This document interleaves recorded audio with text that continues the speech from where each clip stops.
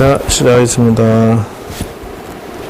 불교 입문 4강, 지금이 네 번째, 다섯 번째?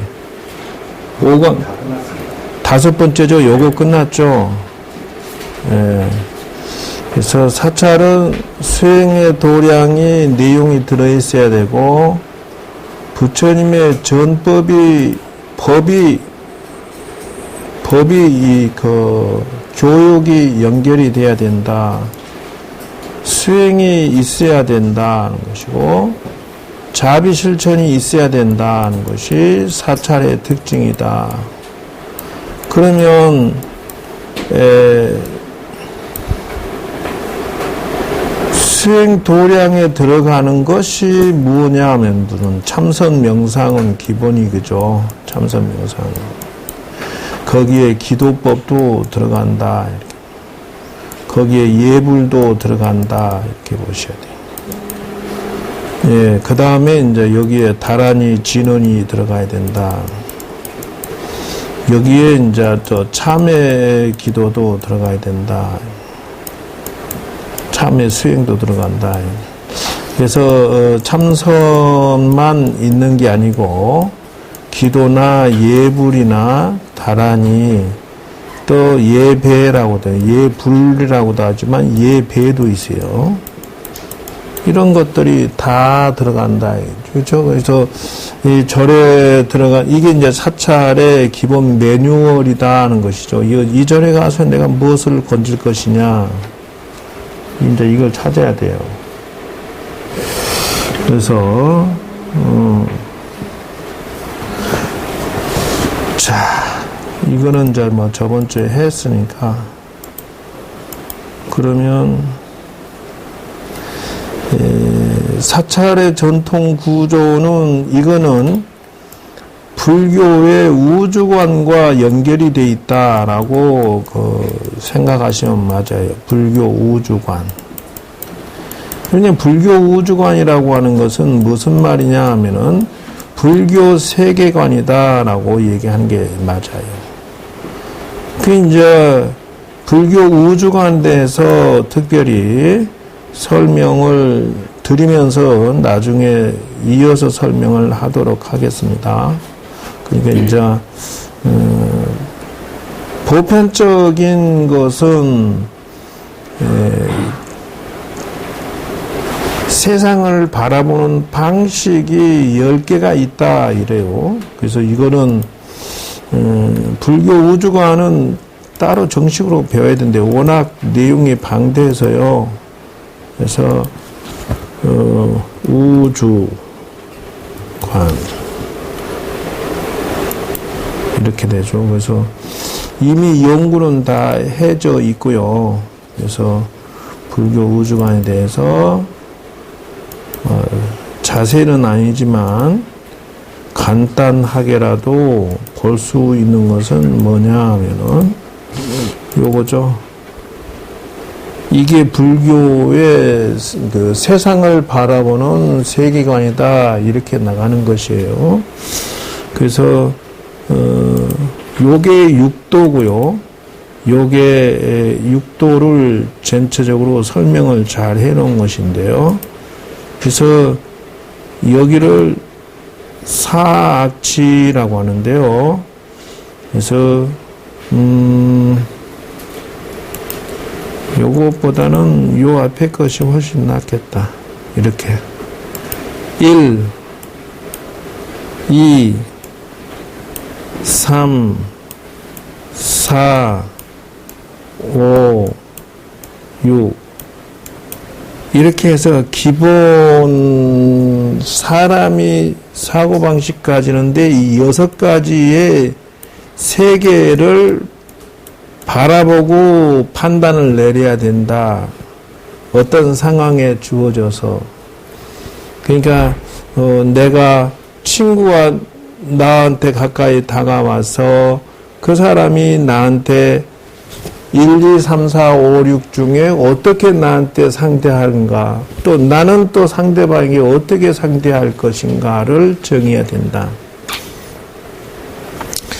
즉 말하면은 이제 뭐 이루 씨하고 그 여자친구가 뭐 폭로하면서 돈 협박 거래했을 때 이런 관계는 뭐냐 하면은 거의 다 이 세 가지 케이스로 접근한 것이다 이래 봐야 돼요. 그 여자가 돈 목적으로 괴롭히고 폭로하고 막 이렇게 해서 지옥의 마음으로 이것을 지옥의 세계관이 그렇다는 거예요.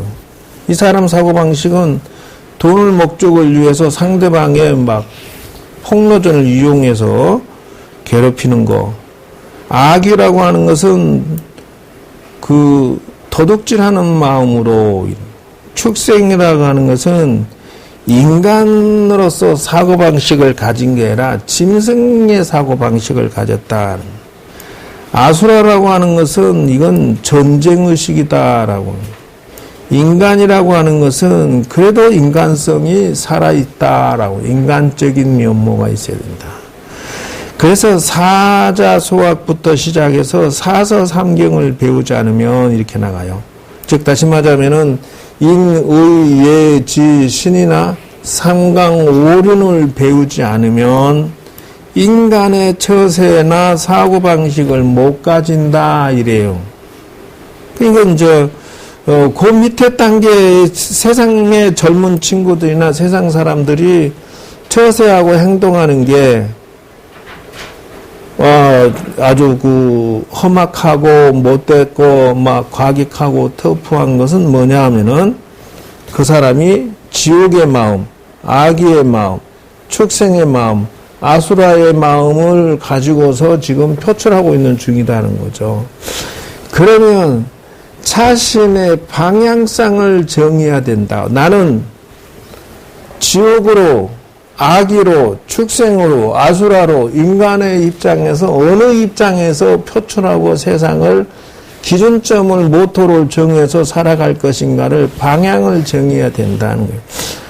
상대방이 지옥이라고 하는 것은 뭐냐면 범죄를 저지르겠다라는 것이거든요. 나한테 사고치고 속색이고 교도소 가는 짓거리가 지옥이라는 거죠. 뭐 다른 게 지옥인가? 근데 범죄를 저지르려고 해도 내가 이렇게 지켜낼 수 있어야 된다. 악이라고 하는 것은 상대방이 사기치고 등치고 못되게 나와도 내가 방어할 수 있어야 된다. 축생이나 이 짐승 같은 사고방식으로 욕하고 막 못된 짓을 해도 방어할 수 있어야 된다. 그리고 아수라는 전쟁이죠. 이렇게 그 다음에 이제 설사 그렇다 하더라도 나는 항상 인간의 페이스 조절을 해야 된다. 내 인간의 입장에, 인간성에 내가 여기에서 경우 없이 행동하면은 나도 똑같은 짐승이고 나도 똑같은 남에게 피해를 주는 악의의 같은 것이 되고 나도 똑같은 사고를 쳐서 교도소 가게 되고 선택을 해야 된다라는 것이에요. 그러니까 인간관계는 정해라는 거예요.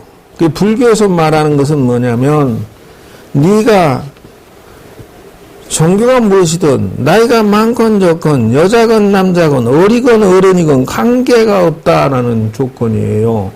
너가 어떤 스타일로 살아갈 거냐라고 방향이 정해진 것을 중심으로 보는 거예요. 그리고 매사의 천상이라고 하는 것은 모든 것은 말과 생각과 행동이 복스럽고 덕스럽고 베풀고 나누고 복짓는 식으로 생각하고 행동하고 말한다는 것이 천상이라는 것이에요. 그러니까 이 6가지가 나한테 범접해 들어올 때 내가 6가지 중에 어느 스타일로 접근해 갈 것인지를 나는 내 자신을 지켜갈 것인지를 방향을 정해라가 불교예요. 불교는 그래서 요 위에 뭐가 있느냐 하면은 성문, 영각, 보살, 불 이렇게 해서 7번째 8번째, 9번째, 10번째. 이렇게 해서 이걸 보고 뭐라 하냐면 10개라고 한다. 10개의 사고방식의 그 세계가 있다. 또는 10개의 공간이 있다. 이렇게 나누어서 얘기를 해. 그러면 천상 이상으로부터 성문, 영가, 보살, 불의 이런 단계는 무슨 단계냐 하면 이거는 세계가 달라요. 우리하고 사는 세계가 어떻게 다르냐 하면 여기는 출세관이다 한다. 그러니까 사고방식이 사차이라 그러면 연결이 돼서 얘기를 하다 보니까 그렇다. 그 스님 그러면 천상부터 인간 이 아래는 무슨 단계입니까? 이건 중생세간이라 한다. 중생세상이다. 그게 무슨 말이냐? 중생세상은 인생의 목표가 정확하게 부귀영화예요. 잘 먹고 잘 살고 잘 나가는 것이 부라고 하는 것은 부자고 귀라고 하는 것은 귀하게 되는 것, 관직이 올라간다든지 영이라고 하는 것은 영화롭다라는 거죠. 화하는 화려하다는 뜻이죠. 이러기 때문에 세상에 이름도 드날리고 권력도 지니고 귀하게 되고 벼슬도 하고 돈도 있고 이게 중생세간의 방향이 설정된 목표다라는 것이에요. 그러니까 남보다 많이 가지고 싶고 많이 가진 나는 예를 들어서 1조 원을 가지고 있는데도 뭐 10조 원을 갖고 싶고 뭐 이런 식으로 끝없이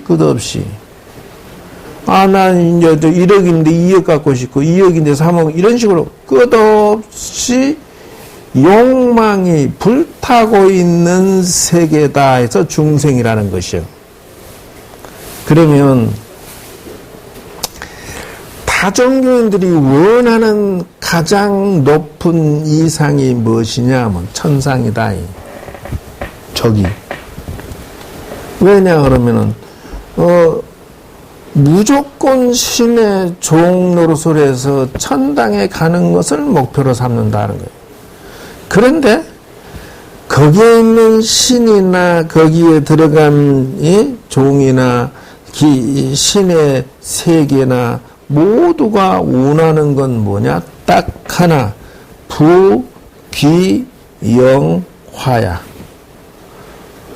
그래서 재밌는 것은 이 목표는 이루어질 수 있는 것입니까? 없는 것입니까? 왜?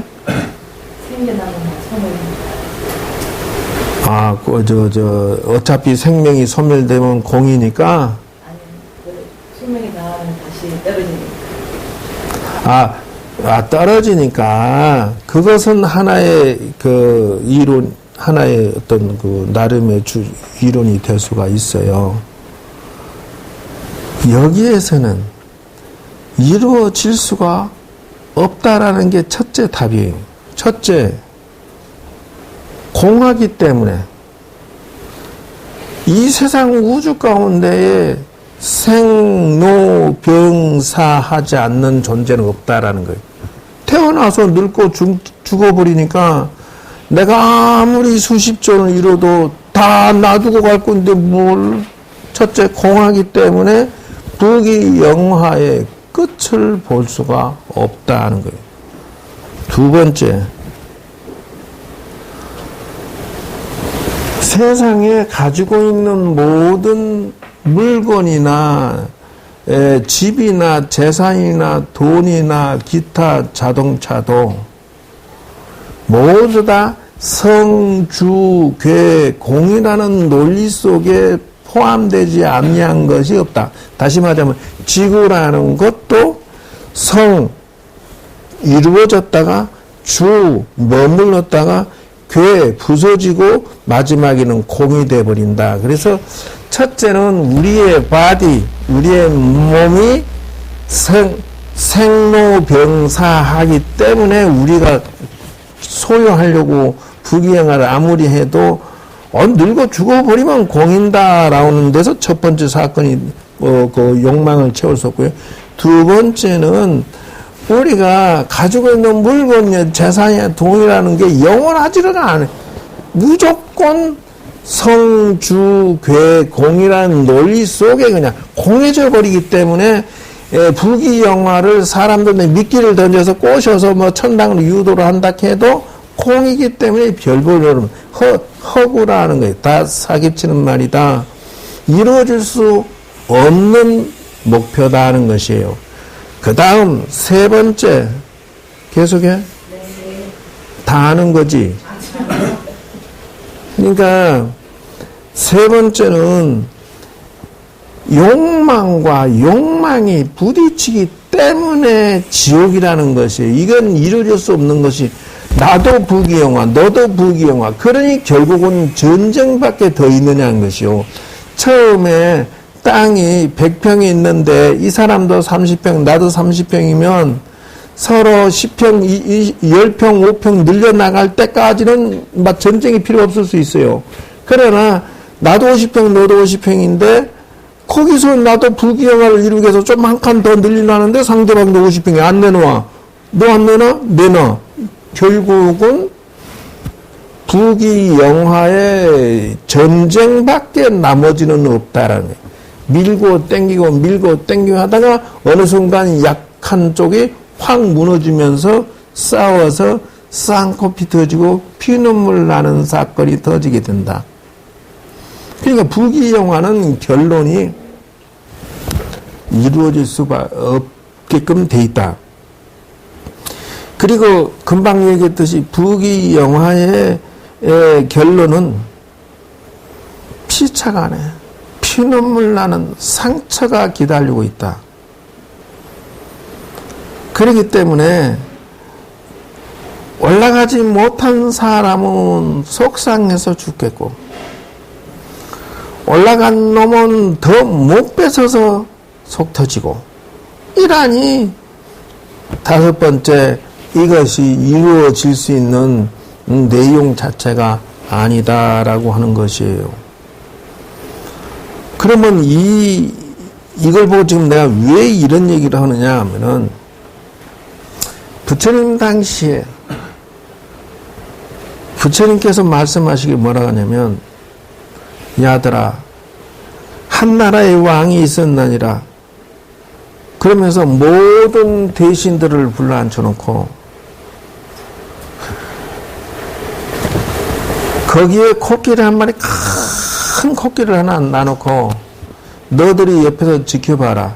그리고 서울 시내 뭐 장님들 다 모여가지고 이게 뭔지 알아맞혀봐라 이랬다는 거예요. 그 대신들이 보는 앞장에서 장님 한 명은 이 코끼리 배를 만지더니 여기 웬 벽이 있습니다 이런. 키가 작은 난쟁이는 또 이게 배를 또 밑에 배를 만지더니 여기 웬 낮은 천장이 있습니다 이러더라는 거예요. 그런데 또 한 장님은 뭐냐면 다리를 이렇게 만지더니 여기 웬 기둥이 있습니다 이랬다는 것이요. 그러니까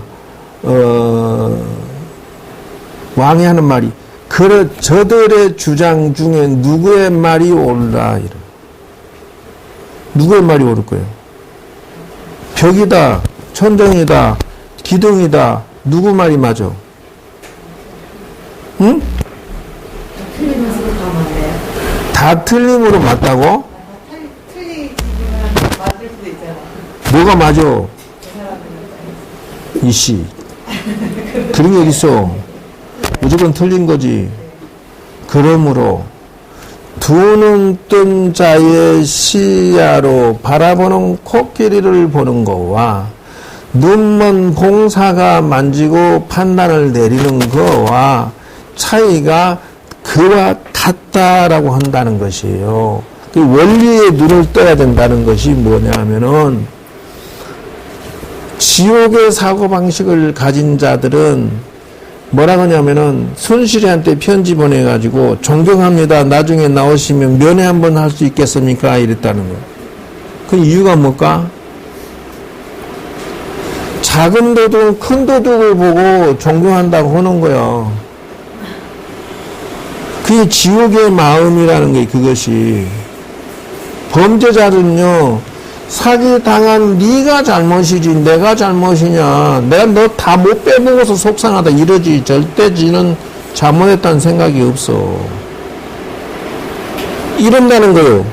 자, 악의의 사고방식 가진 자는 도덕의 신법을 가지고, 축생의 사고방식은 이런 식으로 자기 위치에서, 자기 사고방식에서 시야로 바라보기 때문에 세상을 그런 식으로 바라본다는 거예요. 그러면 악의에서 지옥의 사고방식 가진 자들을 바라보면 뭐라 한 줄 알아? 악이라고 하는 것은 뭐냐면은요, 밥식자에 굶주릴 나자, 이 나아가 이렇게 딱 있어요. 이게 한자적으로. 여기에 밥식자가 등 뒤에 붙어 있어요. 이게. 요게 굶주릴 나자, 이게 한자가. 이게 굶주릴 나자야. 왜 그러냐면 밥이 덩어리 있으니까 밥을 먹을 수가 없잖아.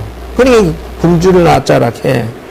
그걸 보면 뭐냐면 생각하는 방식이 지 굶어 죽을 짓거리만 사고방식을 가진다라는 것이요. 저것 보고. 근데 야들이 또 보고 뭐라 한 줄 알아? 그 자기 밑에 있는 지옥에 있는 사람들 보고, 예? 등신 같은 놈들 다 이런다고 또. 그럼 왜 그러냐면 이 자식아 사기를 적당히 쳐서 빼먹고 말지 왜 교도소를 가냐 이 자식아. 이렇게 또 교도소 간 놈들을 또 욕을 해요. 구속됐다고. 그러면 축생에 있는 놈들은 또 어떠냐면요, 악의와 지옥에 있는 놈들은 우습게 알아요. 야, 빙신 같은 놈들아. 기술이 모자란 게 너희들이 그렇게 살지 또 이러고 앉아서. 아수라는 또 어떤 줄 알아? 요소도 또 밑에 있는 저 종류들 보고 우습게 알아요. 피차 마찬가지다. 장인이 더듬더듬 하는 거와 똑같은 사고방식을 가지고 있노라 이래요. 그러면 요 밑에서 천상인간들이 부귀영화의 결정타를 못 보는 것이 천상에 있는 자들도 부귀영화를 누리는데, 역시 여기의 세계도요 무궁무진한 행복을 누린대요. 어느 정도냐, 무슨 놈이고 한 궁전이 무슨 금으로 된 것이 수만리나 되고 무슨 거기에 의식이 넘쳐나고 누구 말대로 황제가 부인이 3,000명이고 이래도 만족을 못한대. 천상 세계에서는. 요는 여기도 역시 부귀영화를 으뜸으로 친다는 것이요. 즉 다시 말하자면은 나는 자연이다에서 보니까 대기업에 있던 사람이 자기가 나오면 이렇게 좋은 이사직을 받으려고 했는데 명태돼서 나오니까 이 중소기업에서 이 사람을 안 받아버린 거야. 그 명태에서 나오니까, 근데 말이 명태지 그건 쫓겨난 거라더만. 그 사람 하는 말은 그래. 말이 좋아 명태지 쫓겨난 건데, 나와서 보니까 그땐 나름 중견 위치에 있을 때는 사방팔방에 아는 차하고 하마 천지로 말이지 아부하고 별짓 다 하던 것들이 명태하고 나니까 석 달 되니까 전화 온 데도 없고 할 데도 없다네. 아무도 귀신이래. 귀신. 자기가 모가지 떨어지고 힘이 없는 걸 어찌 그리 다 알고 친구도 다 쓰러지더라는 거예요. 그래서 산에 가버렸대. 상처로. 그것처럼 부귀영화를 목표로 가지고 있는 이 현실 세계는 귀신들이야. 누가 좀 돈 좀 있고 좀 잘 나가고 먹고 그러면 귀신들 같이 그거를 뜯어먹으러 덤벼든다라는 것이요. 요는 중요한 거는 이런 사고방식으로 살고 있는 이 현실은 회전을 한다라는 거예요. 회전. 정말하면은 어제 부자였지 오늘 또 가난하고, 오늘 교도소인데 추록해서 또 뭐 호구 자빠졌고 이런다는 거요. 이걸 보고 뭐라고 하느냐, 윤회 사상이다 한다. 돌고 돈다, 윤회. 그걸 보고 돈은 윤회 사고방식이다 하는 거예요. 그래서 이것이 절만자인데, 이래서 팔랑개비처럼 이렇게 돈닥해서 이랬다라고 하는데, 이거는 요걸 과거, 이건 현재, 이건 미래. 그래서 이걸 삼생이라고 한다는 것이요. 이걸 보면 시간대를 일자로, 획일자로 나누어서 놓고, 그 다음에 상하는 공간이라 한다. 그게 무슨 말이냐면, 지옥에서부터 천상세계를 그 공간을 공간세계고, 과거, 현재, 미래를 시간대로 쭉 나열해 놓는다라고 해요. 그래서 회전한다는 것은 뭐냐면, 천상락을 받던 자도 밑으로 떨어지고, 밑에 있던 자도 위로 올라가고, 이래서 돌고 돈다, 이래. 무엇으로 돌고 도느냐? 오직 항자, 까르마, 업, 선업이냐, 악업이냐. 업에 의해서 올라갔다, 내려갔다, 올라갔다, 내려갔다를 한다. 내가 그래 선택해서 업을, 무슨 업을? 천상업을, 나는 인간업을, 나는 지옥업을, 그래 나는 선택해서 악의 업을 선택한다는 거예요. 그래서 윤회한다, 내려갔다 올라갔다를 반복하는 것을 윤회한다 해서 절만자가 이렇게 회전처럼 보인다. 그리고 사상적인 면에서 이렇지만 사실은 마이트리아라고 해서 빛이다를 표현해 놓은 것이라는 거예요. 빛이, 태양의 빛이 저런 모양으로 해서 우주와 인간과 세상을 비춘다는 뜻에서 이런 의미가 들어있다는 것인데요. 이게 여기에 업이라고 하는 거, 선업, 악업은 내가 선택하는 거지 누가 나에게 주어지는 게 아니다는 거예요. 신이 있어서 너는 착하게 살, 신이 있어서 나는 나쁘게 되라, 뭐 이래 만들어진 게 아니고, 선업도 내가 선택, 악업도 내가 선택, 지옥도 내가 선택, 악의도 내가 선택, 축생도 내가 선택, 오직 우주 가운데에 내가 살아가는 것을 내가 선택할 뿐이라는 거예요. 그래서 지금 당장 현실이나 가족이나 세상을 바라볼 때 너는 뭘 선택할래? 선택해라. 아, 내가 인간의 선택을 해. 아, 나는 손해보고 조금 피해보니까, 난 지옥을 선택할래. 아니, 나는 악의를 선택할래. 아니야, 난 축생을 선택할래. 나는 손해보니까 상대방을 콕 칼로 찔러버릴래. 이게 지옥을 선택한 거죠.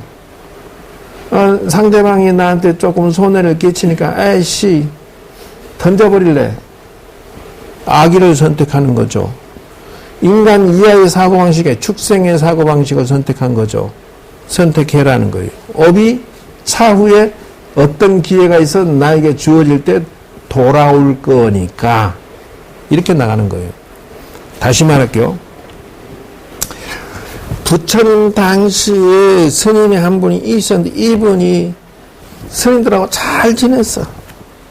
그런데 이분이 요즘에는 창병이라거나 그 문둥병 같이 막 온몸이 다 짓물러 터져서, 그래서 거동을 할 수가 없어. 그러니까 친구 스님들이 밥을 동량해 줬는데 나중에는 너무 똥오줌도 받게 되니까 아무도 안 도와줬다.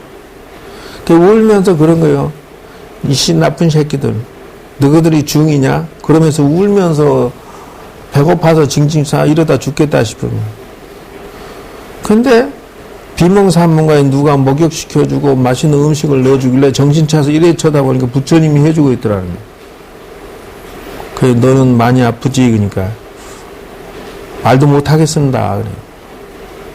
그래, 너는 왜 아프다는 사람이 건강해지려고 노력은 하지 아니하고, 왜 이렇게 인상 쓰고 그러고 있냐, 이제.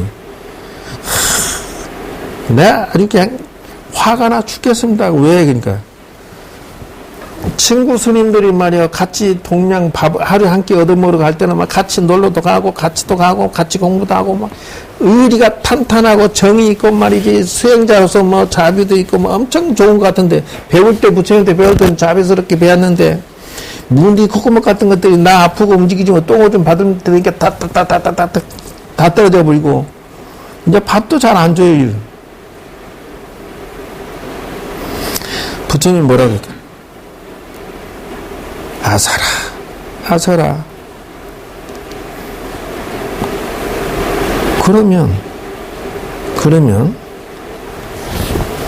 세상에 천상부터 지옥까지 사람이 10가지가 있나니라. 그들이 나에게 다가올 때 내가 천상의 복락을 누릴 때는 사람들이 줄 서서 내 주변에 있겠지만, 내가 지옥과 같은 고통을 받고 있을 때는 사람들이 다 도망친다. 그럴 때 네가 어떻게 돼야 되겠느냐? 지금 내가 죽을 맛인가 지옥이니까 그런다고 이 문디들이 다 떠나요? 이렇게 얘기하니까, 그러면 내가 한마디만 물어보자. 야, 너 동료가 아플 때 밥 좀 빌어다 줘봤냐? 크게 기억이 없는데. 야, 동료가 아플 때 너 목욕시켜 줘봤냐? 글쎄, 그것도 별로. 야, 너 동료가 아플 때 약국에도 주고 똥옷 좀 받아봤냐니까. 한 적이 없는데요. 내 이놈. 네가 오늘날 아픈 것도 네가 지은 죄가 듣고서 지금 몸이 아픈 것이거든. 하물며 너는 선행 공덕을 짓지도 않았고, 남 아플 때 돌보지도 않았으며, 남의 똥오줌도 받은 적이 없는 놈이 누가 너에게 똥오줌 받아주고 약 받아주고 너의 치료를 해주고 목욕시켜주기를 바라느냐? 너는 하지 않으면서 남에게 강요하는 것은 이것이야말로 병들어 죽을 지옥의 마음이니라. 너가 쌓지 않고 너가 주지 아니하고 너는 받기를 바라고 남을 비방하고 남을 욕해? 말할 자격도 없는 사고방식을 가지는 것이 바로 지옥의 마음이니라.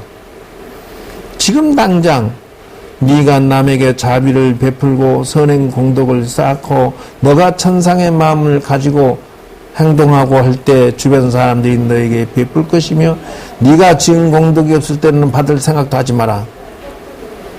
어찌 남에게 비판하고 욕을 하고 따지고 하느냐? 아서라. 지금 당장 천상의 마음을 가지고 수행자의 마음을 가질지니라. 이랬다는 거요. 나 봐라. 나부터 부처님이 그래. 인간적인 모습이고요. 나 봐라.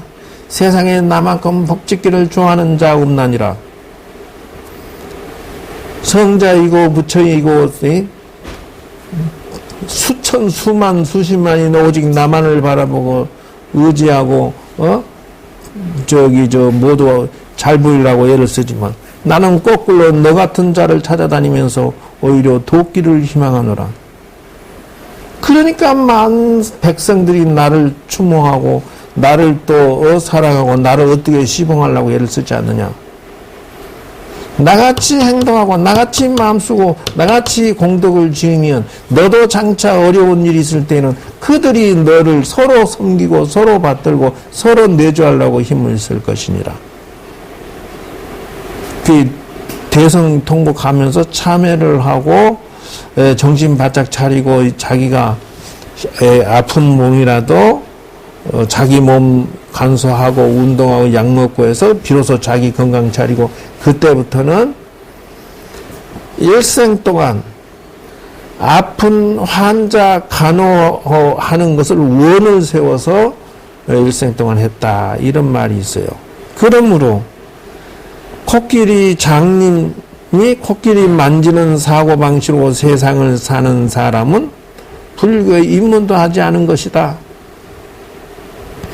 자기 인생이 시간이 지나고 났는데 비참하고 더럽고 치사하고 자꾸 손해만 계속 보게 되는 상황으로 간다면은 잘못 판단하고 잘못 생각하고 잘못 인생을 경영한 것이 되느니라. 그래서 그러면 저 천상 위로 새기는 출세관이라고 하는데 인간의 사고방식이 이 색깔이 달라져 버린다. 그게 무슨 말이냐? 요 밑에 단계는 아까 인생의 목표가 뭐라 했죠? 중생세관은? 그래요. 부귀영화인데 출세관 위로는 인생의 방향의 목표가 뭐냐 하면은 상구, 보리, 하와, 중생이요. 인생의 목표가 상구, 보리, 하와, 이 꼬다자 아니다, 참. 하와는 여기 빼고, 중생이다는 거예요. 여기에서 보리라고 하는 것은 뭐냐면, 위로는 보리를 구하고 이런 뜻이에요. 구할 구자, 이 구자가.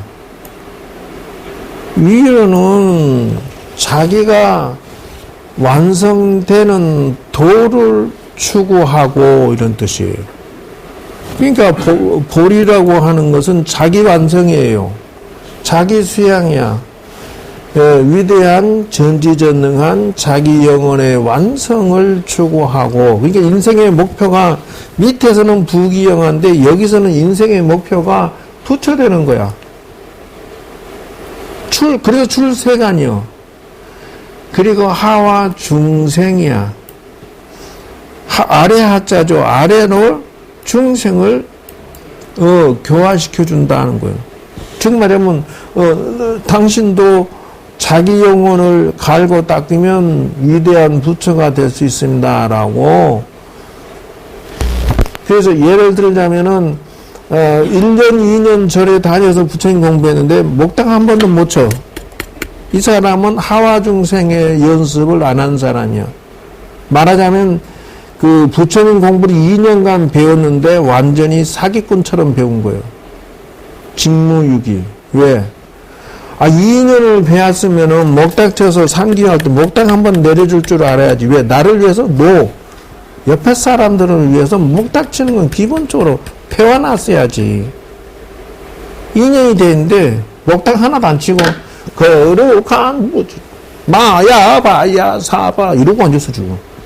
절을 몇 년씩 다니는데 하와 중생의 의무를 배반 자다 이렇게 공부를 올바르게 배운 게 아니고 발 뒤꿈치로 배운 사람들이다 하는 거예요.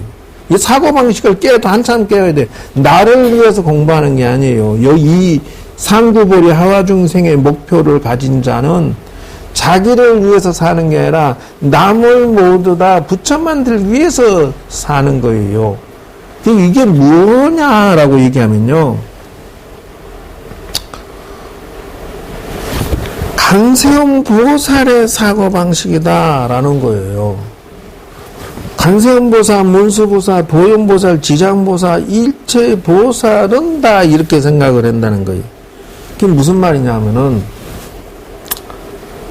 욕심을 부리되 그 욕심이 없느냐 하면 욕심이 있다는 거예요.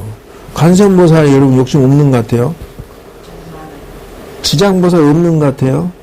와, 욕심하면요 이건 요 중생세간의 욕심은 저적지열, 와이셔츠, 오리알, 단추구멍만큼도 안 돼. 게임이 안 돼. 오리알, 와이셔츠, 단추구멍이 얼마나 크나? 없나? 네. 이게 개미발이 워카보다 더 세다는 건데, 어쨌든, 간세음보살이나 지장보살은 소원이요. 무슨 손이 1000개, 눈이 1000개, 무슨 자기 이름만 부르면 그러고 자기 몸이 변화되는 게 33개 어린 나이, 어른, 뭐 동자, 무슨 뭐 여자, 남자, 뭐 부자, 가난한 자, 온갖 모습으로 다 변화할 수 있는 능력을 가지고. 왜 그러냐면 일체 중생을 다 건져 올리기 위해서 자기가 그런 욕심을 부린대요. 이 육신통이 가능하기 때문에요. 수명이 무궁무진하고 앉아서 우주를 다 꿰뚫어 볼 수 있는 능력을 가지고 이게 끝이 없는 거예요.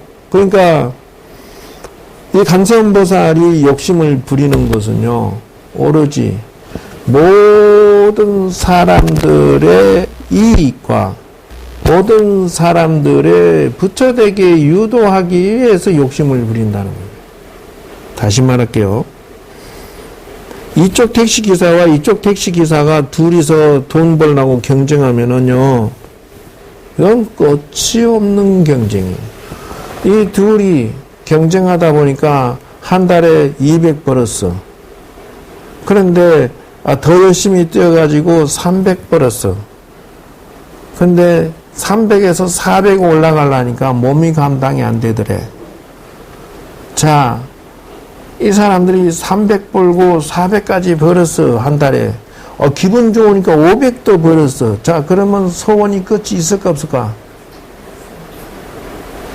더 벌고 600 벌고 싶어요. 500에서 끝내고 싶어요. 더 벌고 싶잖아. 그런 식이라는 거예요. 그래서, 그러나, 예를 들어서, 이건희가 부자 돼서 잘 나가면은 기분이 좋습니까? 별로입니까? 별로 의미가 없잖아요. 나하고 아무 상관없으니까. 이건희가 자동차가 람보르기니에서 약 한 50대가 있다는데 외제 좋은 차 몇 억 되는 게 그거 나하고 뭔 상관 있어? 아무 상관 없다. 근데 내 자식이 서울대 들어가면 다른 자식은 하나가 떨어져야 돼요. 이게 중생세간의 욕망의 교차점이라고 해서요. 내 물건이 팔리면 똑같은 물건 상대방 것은 안 팔려야 돼. 이게 중생세간에 물고 물리는 왼수지간 업을 지을 수밖에 없는 관계 설정이다 하는 거예요. 근데 간세음보살님의 욕심하고 중생의 욕심하고 붙을까 안 붙을까 전쟁이. 전쟁이 와 안 붙노. 욕심 부리기는 한 가지인데. 다르다고? 뭐가 달라? 뭐가 달라? 아니, 중생세간에는 욕심이 무기영하고. 천세간. 상고보리 하완의 마음이.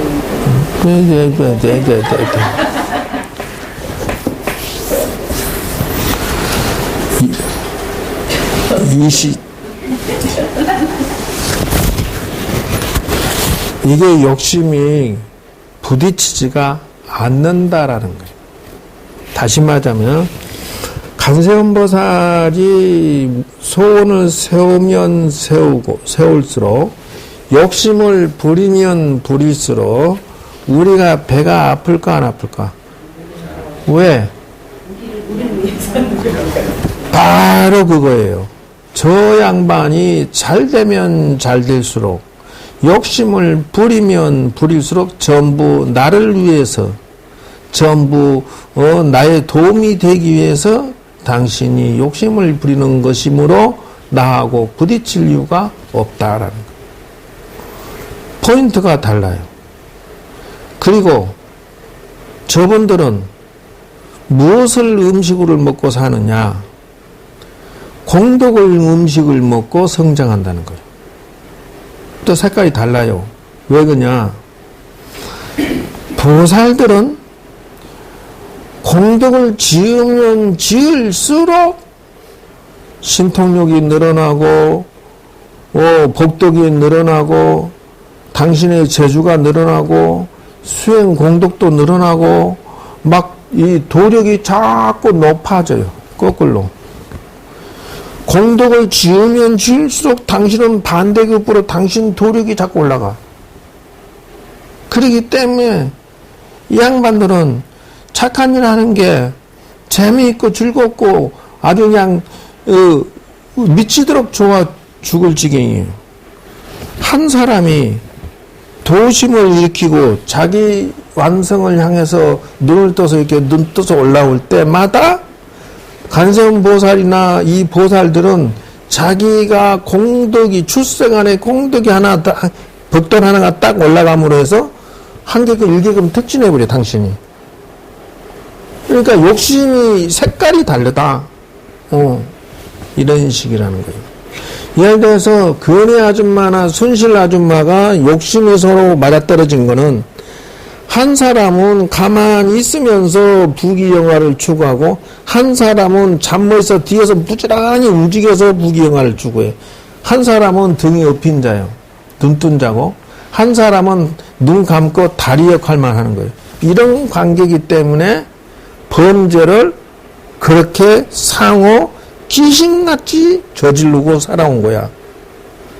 상호 보완 관계가 돼 있어. 그렇기 때문에 그렇게 귀신같이 온 거요. 그거는 자충수 경영법이다 그래. 서로 만나면 서로 지옥 가려고 작정하고 만난 40년 관계다 는 거요. 그러나 이익이 서로 맞아떨어지는 거예요. 근혜 아줌마는 대통령이 되고 이런 거 추구하는 것이고 밑에 있는 순실이는 돈 챙기는 재미로 살고 이러니까 서로 맞아떨어지는 거예요. 그러나 그런 관계는 지옥 가는 관계고 간세음 보살과 우리의 만남은 관계가 부딪히지 않는 관계야. 그래서 우리에게 시야를 가르쳐주는 것은 무슨 말이냐. 불교는 출세관이라는 새로운 인생의 사상, 인생의 중심의 패러다임을 우리에게 가치관을 주는 것이 불교다는 거예요. 자기 완성, 자기 영혼의 위대함. 이걸 절에서 철저하게 얻어가지 못하면 이 절을 10년, 20년 다녀봐야 죽은 것이다. 그러면 그 다음 단계는 넘어서면 아까처럼 기도법이든 예불법이든 참회법이든 기타 참선법이든 다양한 것들이 또 기다리고 있어요. 그래서 일주문부터 출세관으로 들어가는 문이라는 뜻이에요. 그게 뜨거운 물을 먹었더니 입천장이 다 껍질 벗겨져. 이런 급하게 먹었더니. 그러니까 사천왕문 이러면 천상의 문이라는 뜻이에요. 그러니까 그 위로는 출세관의 문으로 들어가는 것이고 그 사찰의 구조가 출세관으로 들어가는 문이지 중생세관의 문이 아니다 하는 뜻을 말하고자 한다. 그래서 여기가 불이라고 하는 세계는 극락정토면서 윤회가 없는 세상을 추구한다. 예, 여기는 윤회가 중생세관 윤회가 있고 그래서 지위가 올라갔다 내려갔다 올라갔다 내려갔다 이걸 반복하는 것이 중생세관이다 하는 거예요. 맨날 들어도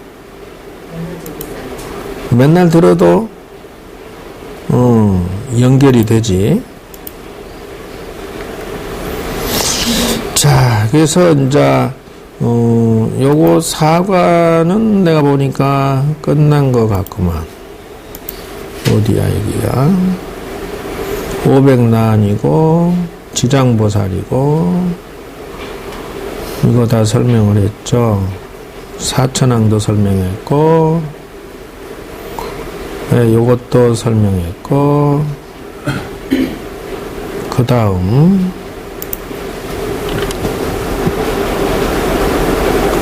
3강은 이걸로 해서 마치고 4강으로 넘어가겠습니다.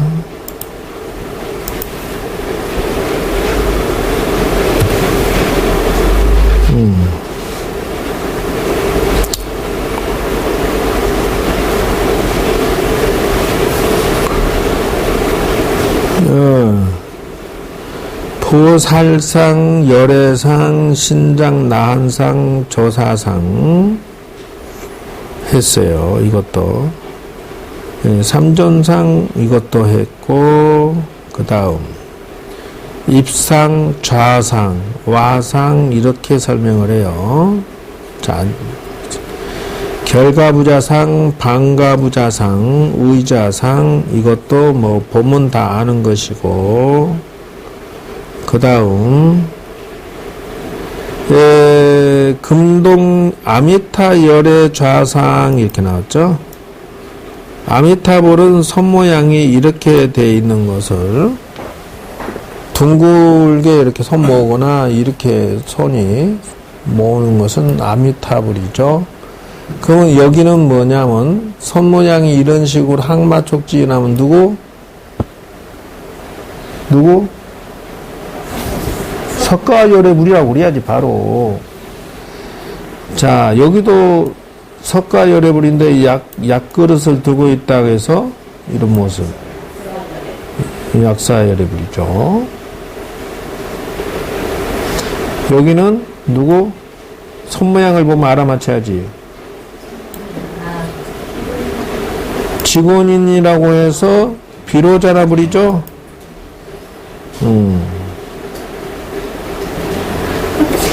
석가열애부 부처님이죠. 손 항마촉진 이건 알아놓으셔야 돼. 그러면 좌우보처가 누구라고? 저 잊어버렸지 또. 문수보살, 보현보살, 가섭존자, 안한존자, 항마촉진, 선정인, 전법륜인. 전법륜인은 이제 손가락 이렇게 떴고는. 선정인은 이렇게 두 손 모으는 곳이고, 항마촉진은 지금 요것이 항마촉진. 이게 서가모니 불상의 특징이에요. 외우셔야 돼요. 자, 아미타불은 구품인이라고 하는데 손모양이 9가지가 있어요. 수인이. 자, 이분의 좌우보처는 가늠세지예요. 아미타불 손모양 요 2가지 특징이 가장 기본적이다. 것이죠. 좌부처 관세음보살, 대세지보살.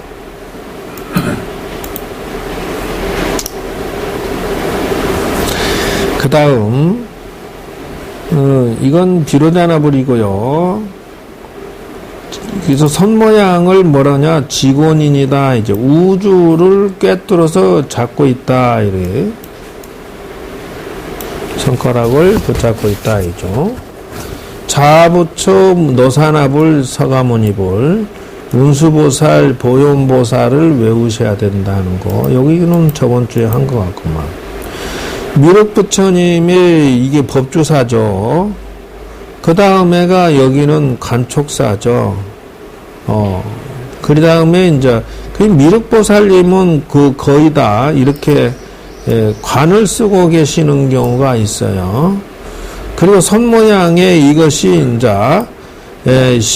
무외인은 요 손이고, 여원인은 요 손모니고. 그러니까 이거는 두려워하지 마라 사랑의 표시고, 이 손 밑으로 이렇게 향하고 있는 것은 소원을 다 들어주겠노라 이런 뜻이라는 거죠.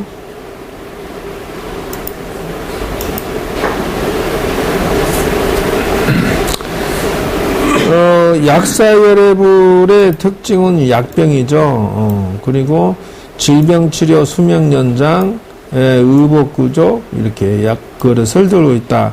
좌보처 일광월광 이렇게 의미를 가지고 있다는 것이고요. 이분도 역시나 약사열애불이죠. 어디? 갓바이. 그다음 보살상은 거의 이 모자를 쓰고 있어요. 관세음보살이죠. 관세음보살은 자비를 상징하는데요. 보관에 아미타불이 계신다. 뭐냐면 이 모자에 부처님이 앉아 계신. 언제나 그러면 관세음보살을 알아맞힐 수 있다. 손에 들고 있는 건 연꽃이나 감로수병을 들고 계시고요. 그 다음에 12일면 간세음보살 천수천안도 있다라는 것이고요. 육관음도 있다라고 알아놓으시면 좋아. 뭐 이부처님 보니까 참 내 옛날 생각나는 게, 해수관음 낙산에서 내가 기도를 여기서 굉장히 많이 했어요. 자, 문수보살은 지혜를 상징한다 이죠. 특징은 사자, 연꽃과 사자를 그 지혜의 상징으로 해석을 합니다. 그래서 문수보살. 자, 보현보살의 상징은 실천행을 상징한다 이죠. 코끼리를 타고 계십니다. 명심해야 돼요. 잊지 마셔야 돼요. 그래서 어저께 이분은 코끼리 같이 안 보이죠? 근데 이제 어제 그 경찰은행 그 초파일 행사를 참석하고 왔는데 앞에 앉은 분이 스님 그 코끼리는 불교에서 무슨 의미를 가지고 있습니까? 자, 질문 여러분들한테 왔어. 자, 대답해봐. 뭐라고? 얘기를 해봐. 자, 여러분들한테, 그 절에서 불교의 상징 동물은 뭐다? 그래, 코끼리인데, 코끼리의 의미를 말해주세요. 그럼 뭐라고 해야 돼? 무엇이? 아, 지혜는 아까 얘기했잖아. 저쪽에 문수보살이라고. 지혜로운 행동을 한다. 아이고, 코끼리 코 잡고 흔드는 소리 하고 앉았네. 저렇게. 뭐 본인이 무슨 뭐 찍새냐 찍게. 이건 지금 보여줬잖아. 보현 행원을 실천행이라고 하는 것은 일체 중생을 구체적으로 도와주는 행위를 하는 게 코끼리 상징이다. 코끼리는 첫째, 보살의 원을 실천하는 것이 첫 번째야.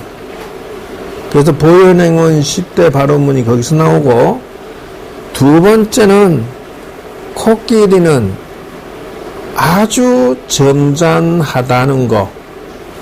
세 번째, 코끼리는 남을 피해를 주지 않는다는 것. 네 번째, 코끼리는 풀을 먹고 산다는 것. 그러니까 남의 목숨을 잘라 죽이고 이러는 것을 절대 하지 않는다는 거예요. 그래서 코끼리는 무리를 이루고 집단을 이루고 조직 생활을 한다는 것. 바로 이런 것이다. 그래서 뭐냐면 코끼리는 자비를 실천하는 대표적인 상징성을 가지고 있다는 거예요. 그래서 점잔의 상징이고 수행의 상징이고 착한 일의 상징이다.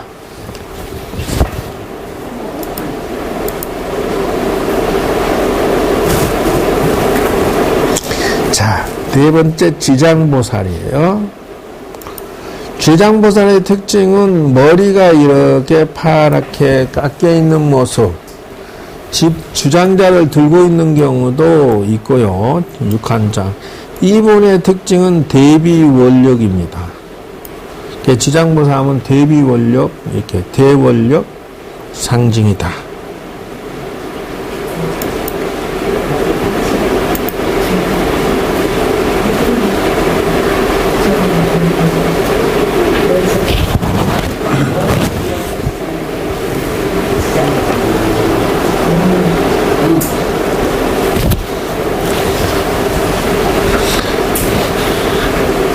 자, 나한상 조사상이죠. 부처님 당시에 아라한가를 증득한 분을 나한이라 한다, 이죠. 그래서 16나한이 있고 500나한이 있다, 그렇게 기억을 해 놓으시면 돼요. 아라한가를 증득하신 분이다, 육신통이다 한다, 이죠. 그 다음에 수인이라고 하는 것은 사인이다, 그랬어요. 손가락의 모습이다, 그러죠. 부처님의 뜻을 상징한다, 수인.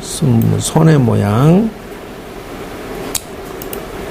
16나한하고 500나한하고 다른 건가요?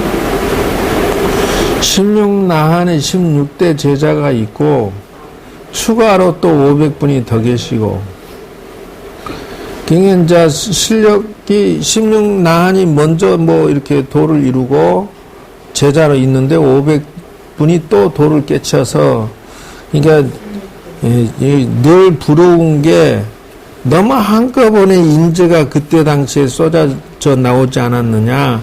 이 시대에 그 500분이나 16나한 중에 한 분만 있었다면은 이렇게 우왕좌왕하지 않을 수 있었다. 육신통이 자유자재하기 때문에 지금 생각하면은 부처님께서 왕이나 대신이나 일반 백성들이 언제든지 찾아뵙고 자기의 궁금한 거를 질문을 했다. 신통이 자유자재하시니까 너는 지금 지난 시간 때 너 어저께 돈 500만 원 감찼지? 너 어저께 저기 가서 술 먹고 말이지, 예? 싸웠지?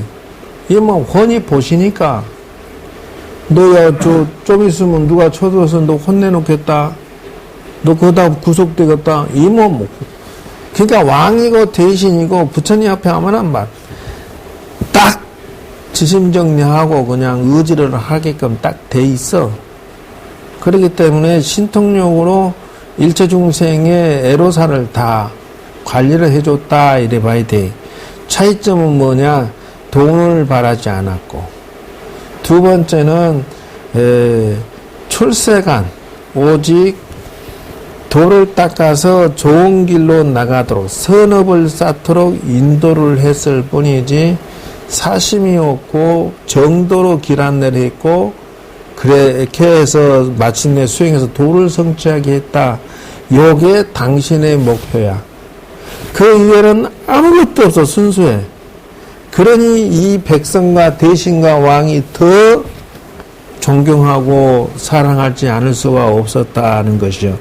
요즘 같으면 뭐 잔재주 좀 생기면 막 돈 벌라고 막 가진 구다자 그러고 뭐 천도자자 그러고 뭐 하잖아. 근데 부처님은 그런 게 없었다는 것이죠. 이게 500나한 중에 한 번만 지금 있었으면 나도 다 때려 치부고 거가 있을 건데, 그랬으면 정법파도 안 보고 거가 있을 건데, 나도 자존심이 있어갖고 웬만한 스님 같은 밑에 가 있고 싶은 생각은 없어. 그것 때문에 나도 이렇게 외롭게 살지만, 요게 선정인이에요. 이 손 모양을 다 외우셔야 돼. 이건 여원인이고, 시무예인이고, 이게 전법륜인입니다. 이 동그라미 두 개 표시한 거는 이제 법륜을 돌린다. 이게 법의 바퀴를. 이 서가모니 항마촉진이죠. 이건 직원인이라고 했어요. 우주를 꿰따른다 했어요. 직원인. 그래서 왼손 밑에 있죠. 오른손으로 잡고 있다 했죠.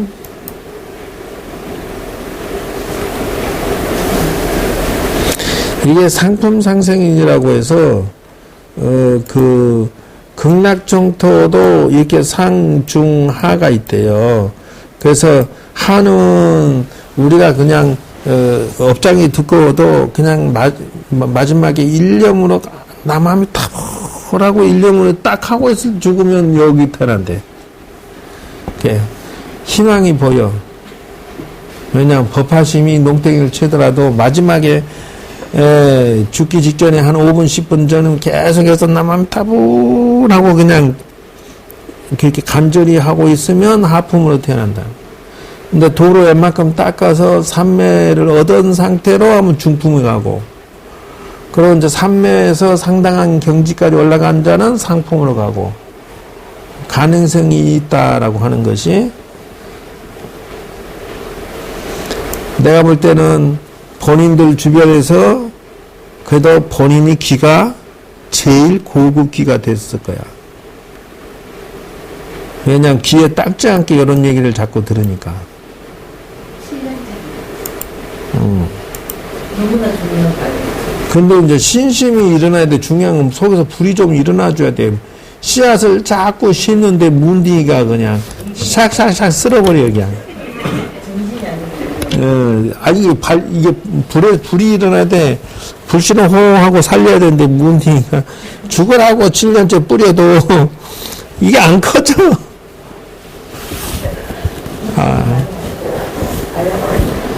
아니, 간절하게 얘기를 가르쳐 주면은, 재미형 없어, 문딩이. 이게 광배죠. 부처님의, 그 몸에서 나온 광배라고 해요. 대자라고 해요. 유태자.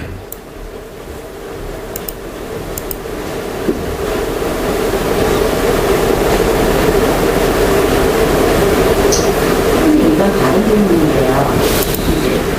부처님 오신 날 오시잖아요.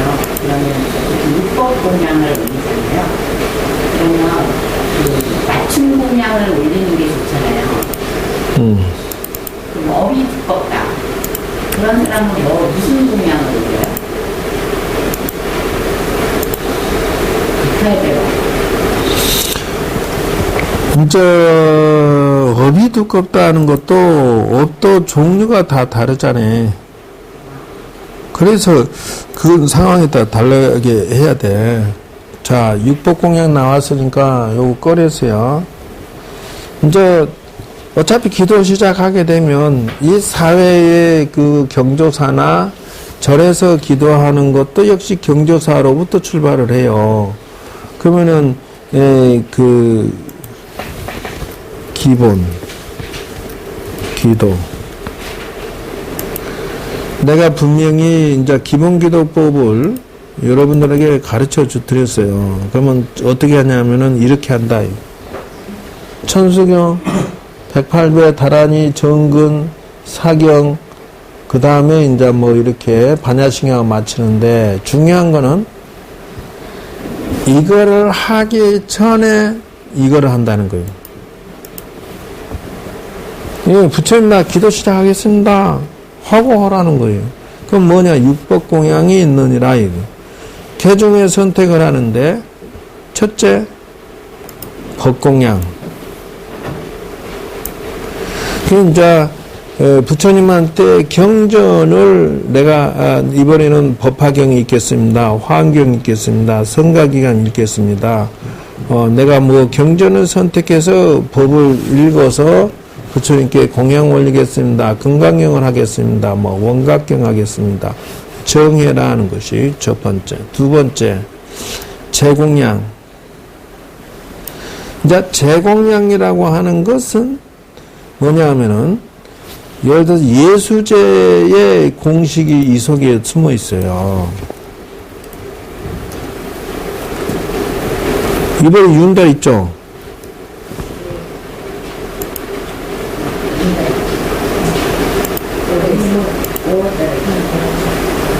그러면 예수제 할 때에 요거죠. 저기가 무슨 띠라 했지? 무슨 생이야? 송부사로. 갑오생이잖아. 그러면 사, 진, 갑, 자, 축, 임묘, 진사, 오미, 신유, 술해. 갑오 어디 있어? 갑술, 신미, 7번에 갑진, 어디 있어요? 7번 7번에 있어요? 갑오생 여기 있잖아요. 자, 여기서 이제 제공량이 무엇이냐면 이런 거란 거죠. 이 사람은 전생에 5만간의 금 5만간. 그러니까 빛이 졌다는 거예요, 전생에. 그러니까 어떻게 하냐면은 하루에 매일같이 5,000원 아니면 500원을 기도할 때 이렇게 나눠고 한다는 거예요.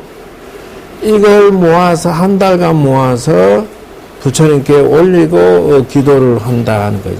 기도 입제해서 끝날 때까지 내가 전생에 빚진 돈을 갚아나가는 과정을 부처님한테 공양 올린다. 이것이 제공이에요.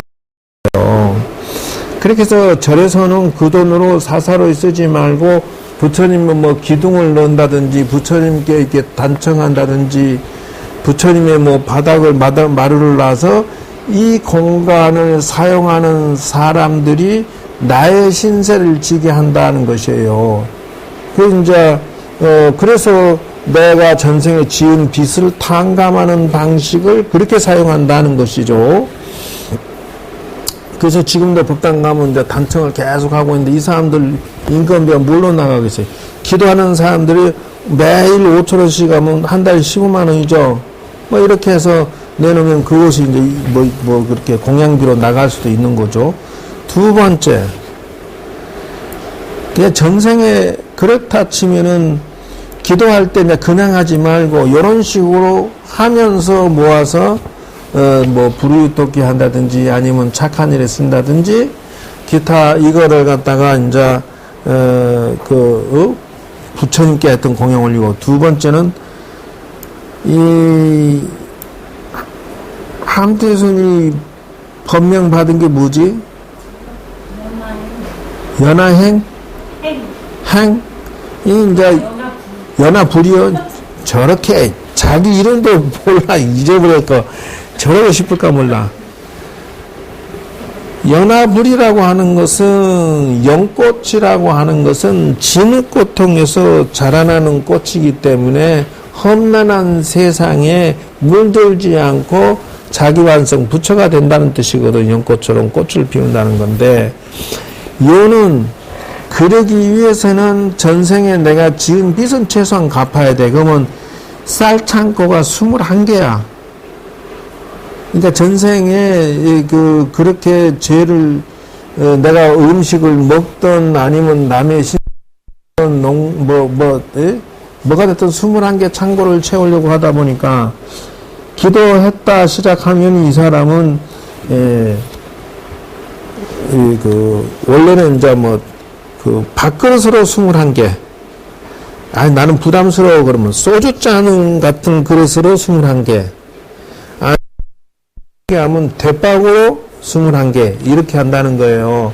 매일같이 그렇게 해서 한 달치 계산해가지고 20kg짜리 40kg짜리 이런 식으로 하나를 딱 놓고 한 달 기도를 시작한다는 거예요. 부처님한테 올려놓고, 그리고 그 살이 절에 오는 모든 신자들이 그거를 골고루 먹게 해서 내가 전생에 지은 빚을 탕감시키도록 한다는 거예요. 그래서 예를 들면 이제 초파일 같은 경우는 여기서 한 1,000명, 2,000명 정도를 무료급식을 해줘요.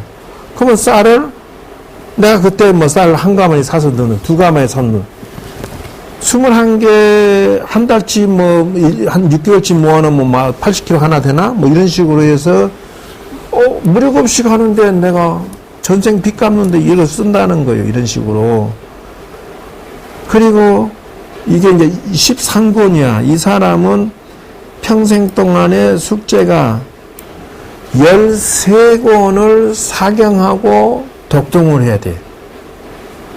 그러니까 자기가 몇 권을 평생, 13권의 종류는 화엄경, 법화경, 능엄경, 기실록, 온각경, 금강경, 기타 등등 종류별에서 성가 기감이 됐든 뭐가 됐든 13권을 쓰고 읽고 반복을 해서 평생 동안에 꾸준하게 사경해서 조상님께 태워주고 내가 읽고 그걸 부처님께 법공양하고 그 경전을 중심으로 해서 내가 엑기스, 즉 다시 말하자면 좋은 내용만 발췌를 해가지고 이거를 남에게 전법 교화를 시켜줘야 된다는 거예요. 가르쳐줘야 된다는 거예요.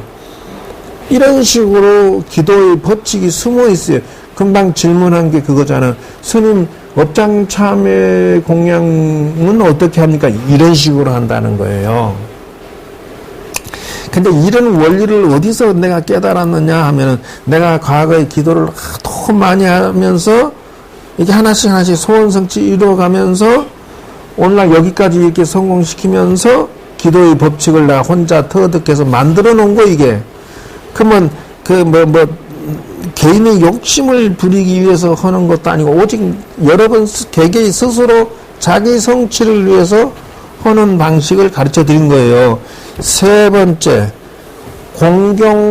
공양 찬탄 예배 공양이라는 게 있다는 거예요. 즉 다시 말하자면은 부처님을 진심으로 존경하고 사랑하고 그래서 경전사를 하는 거예요. 즉 말하자면 부처님께 내가 공양을 올리면서 요구를 한다.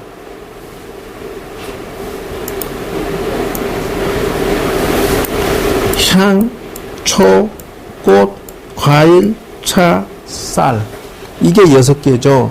육법 공양을 향이라고 저기 있죠. 그럼 꽃은 무슨 엄청 큰 거 이거 아니에요. 화원에 가면은 1,000원짜리 2,000원짜리 화분 조그마한 것도 좋고 꽃 예쁜 거 하나 쭉 올려놓고 얼마든지 과일 많이 필요 없어요. 자기가 기도 시작할 때 종류별로 이렇게 몇 개 한 접시에 딱 놓고 기도 시작하면서 시작하겠습니다. 차는 부처님께 올리는 다개물 내가 깨끗이 씻어서 정화수로 올려놓고 기도 시작한 향도 마침에 초도 켜고 쌀도 내가 아까 얘기했지 전생 빚에 의해서 얼마를 할 것인지 방향을 정해가지고 그래가 부처님께 올리고 기도 시작하고 이렇게 해서 시작과 끝을 내는 것이 기도의 시작이고 끝이다. 그래서 전생의 빚을 갚는 과정과 연결해서 기도를 해야지 그냥 뚱딴청 혼자서 아니다는 것이에요. 그러니까 본인은 저번에 가르쳐줬지 이거 예수제 빚 가르쳐줬죠. 또 안 했다고 오리발레거든. 무슨 생이요? 을미생, 을사, 을묘, 을추. 여기 어디가 있어? 을묘, 을사, 을미 여기 있다. 본인도 5만관이야. 그러니까 5,000원이 됐든 500원이 됐든 꾸준히 해서 기도 시작할 때 창고는 51개야. 왔다 먹는 거는 또 빚을 많이 졌네 전생에. 그리고 본인도 역시 13권이요. 경전을 13권을 천천히 정해서 그냥 평생 하겠다 생각으로 꾸준히 읽고 쓰고 해서 나름의 터득한 거를 가지고 법보시를 해야 돼 또. 이제 알았어. 그거 다 기억했어요? 5만강 51개. 그러니까 그걸 기억을 맞춰서 본인이 기도 시작할 때 그렇게 하라 그 말이에요. 정법파는 다 알았어? 네, 알았는데 기도를 안 하고 업장소멸할 생각이 없고 실천하지 않고 사꾸라로 공부하니까 그래. 앞으로 나가야 할 거 아니야. 근데 이게 내 도가 왜 안 높아지지? 라고 할 때는 이런 것들이 정립이 안 돼서 진도가 안 나간다. 운명이 앞으로 안 나가는 것은 업장이 두껍고 사고방식이 안 고쳐지는 것은 그만큼 업장이 두꺼워서 그래. 네. 첫째, 향공양은 해탈향을 의미한다. 이죠. 그래서 사상적으로는 해탈의 목표를 두고 이 향을 올린 공덕으로 나와 남이 모두가 해탈하여지이다. 이러면서 이 향을 꼽아야 된다는 것이에요. 이런 그 기원과 생각 없이 향 하나 꼽으면서, 아이고, 내 새끼 대박나게 해주세요. 아이고, 내 새끼 사고 난 거 막아주세요. 완전히 다르죠. 이렇게 생각이 동떨어진다는 것을 알 수가 있어요.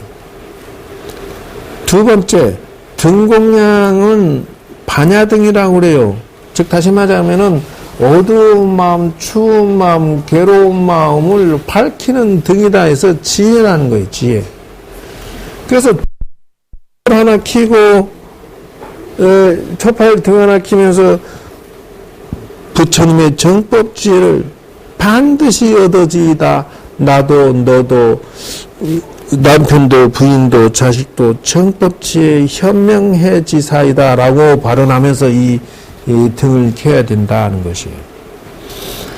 세 번째는 꽃이라고 하는 것은 망가지는 만행으로서 꽃을 피우는 것이요. 즉 다시 말하자면은 인생이라고 하는 것은 꽃을 완성하기 위해서 만가지에 고생하고 만가지에 노력하고 실천하는 데서 꽃을 성취하는 것이다. 그래서 불과라고 그래, 불과.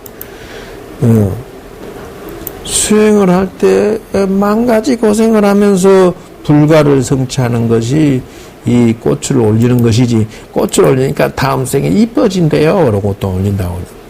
누가 이뻐지지 않나? 올리면서 이쁜 마음 가지니까 이뻐지겠지. 그러나 포인트는 불과야. 네 번째, 과일은 보리과야. 수행의 열매라 이래 한다는 거예요. 그래서 부처님 내가 빨리 수행의 그 결과를 얻어지이다 이러면서 과일을 올린다는 것이요.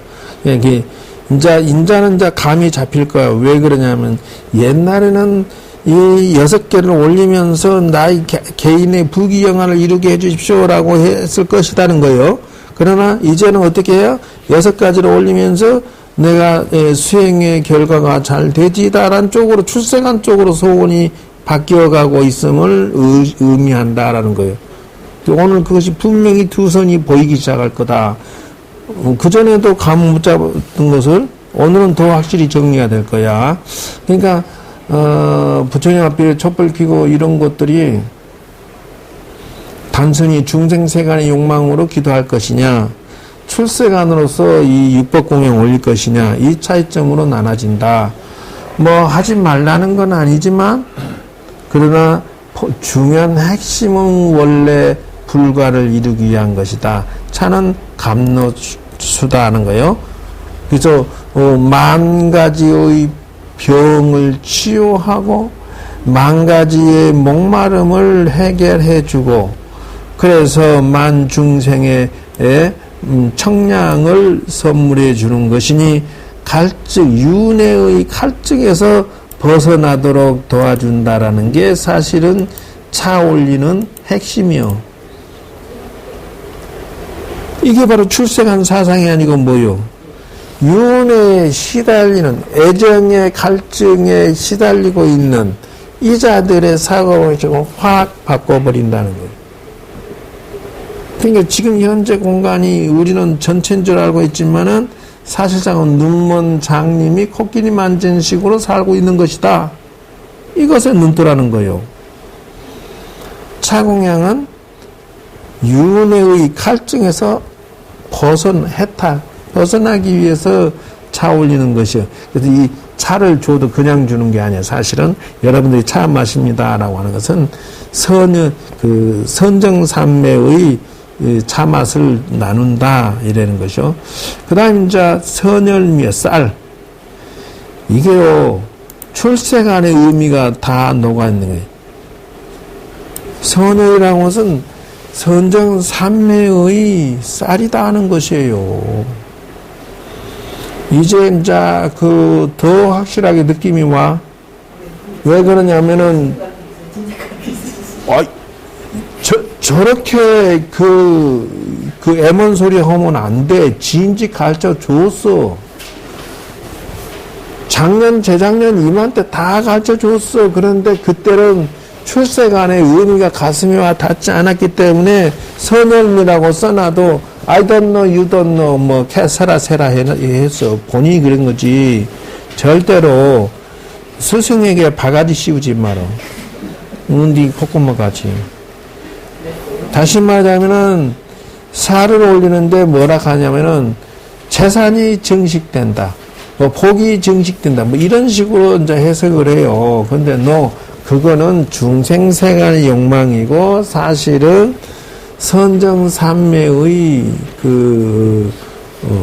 맛으로 이게 그 오관계를 들어봐도요, 스님들 바로 공양할 때도 선열미라고 해요. 그러니까 공양 일체 여기서 여러분들이 이렇게 쌀을 한 그릇 올리잖아요.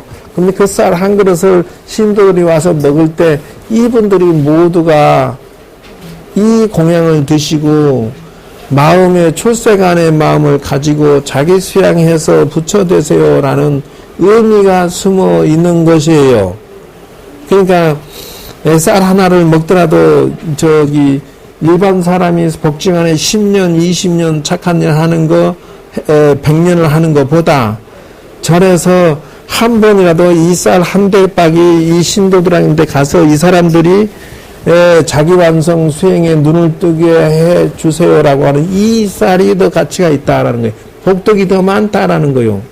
왜 그러냐면은 노숙자들 쌀 퍼주는 것은 의미가 없는 그냥 밥 먹으면 똥 되는 선행 공덕이고 이 쌀의 공덕은 출세간의 사상을 선물로 포장해서 드려주는 쌀이기 때문에 여기가 하늘 땅 차이로 차이가 나는 것이라는 거예요.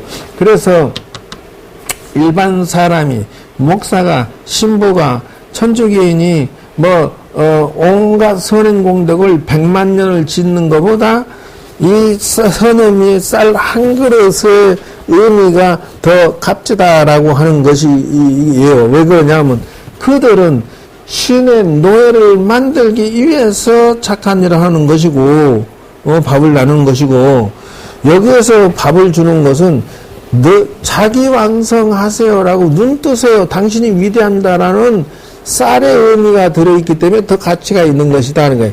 영원토록 자기가 자기 자신의 눈을 뜨지 못하고 살아오다가 이 쌀 한 그릇 받아먹고 감사한다고 누구야 이게 또 쳐다보니까 부처님이 보이고 보살이 보이고 신도가 보이고 절 좋네 이러면서 절과 가까워지기 시작하면서 이런 강의도 듣고 법문도 듣고 하면서 눈을 뜨게 되겠잖아요.